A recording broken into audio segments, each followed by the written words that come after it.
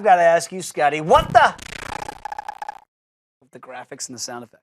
Orioles manager Buck Showalter appeared on Seinfeld when he was managing the Yankees back in the 90s. Listen to him explain why it may not have been such a good idea.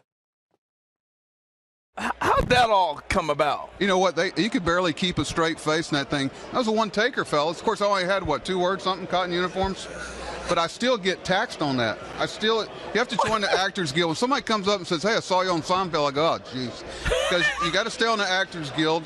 You get this little stipend. I think we cashed the check for 89 cents last week, seriously. But by the time it's over, every time they show an episode, it costs me $19 in taxes. I appreciate you bringing that up. I didn't even know the show was popular. The kids said, hey, Dad, you got to go do that. But I didn't realize they were making fun of Mr. Steinbrenner in that show.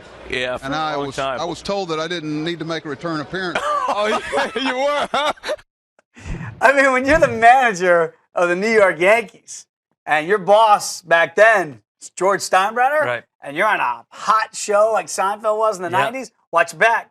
Don't cross the boss. And they mocked Steinbrenner. It's an interesting note. Steinbrenner, the George Steinbrenner, he actually did make a cameo, but it never made it.